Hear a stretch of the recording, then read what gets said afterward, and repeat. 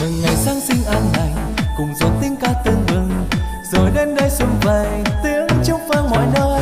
Từng hạt tuyết rơi bên thềm, người đến đây vui cười, đầy ắp bao điều ước cho ta ôm ấp trái tim yêu đời. Mừng ngày Chúa sinh ra đời, nào cùng nắm tay tươi cười, hòa bình đến cho một người, cùng cất tiếng ca mừng vui.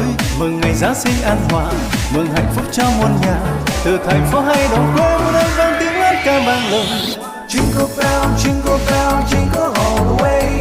Oh, what fun is to ride the one horse open sleigh. Hey, jingle bell, jingle all the way. Oh, what fun is to ride the one horse open sleigh. Đêm Noel, ta hãy cùng vui lên. Đêm Noel, đêm ta siêu cho ban hòa bình cho trần thế. Đêm Noel, chuông vang lên, chuông giáo đường vang lên. Đêm Noel, ta hãy chúc nhau an lành.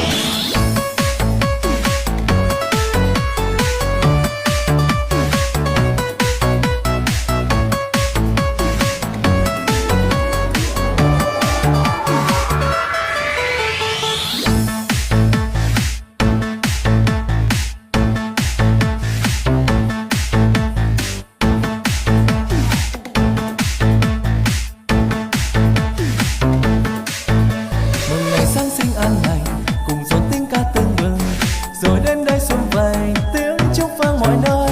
Từng hạt tuyết rơi bên thềm, người đến đây vui cười, đầy ắp bao điều ước cho ta ôm ấp trái tim yêu đời. Mừng ngày Chúa sinh ra đời, nào cùng nắm tay tươi cười, hòa bình đến cho một người, cùng cất tiếng ca mừng vui. Mừng ngày Giáng sinh an hòa, mừng hạnh phúc cho muôn nhà, từ thành phố hay đồng quê nơi vang tiếng hát ca vang lời.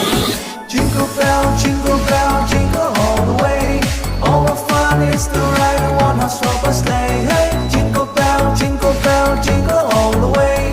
Oh, what fun is to ride a one-horse open sleigh. Đêm Noel, ta hãy cùng vui lên. Đêm Noel, đêm ta siêu cho ban hòa bình cho trần thế. Đêm Noel, chuông vang lên, chuông giáo đường vang lên. Đêm Noel, ta hãy chúc nhau an lành. Jingle bell, jingle all the way. Oh, what fun is to ride a one-horse open sleigh. Hey, jingle bell, jingle all the way. Oh, what fun is to ride a one-horse open sleigh. Đêm Noel, ta hãy cùng vui lên. Đêm Noel, đêm ta siêu cho ban hòa bình cho trần thế. Đêm Noel,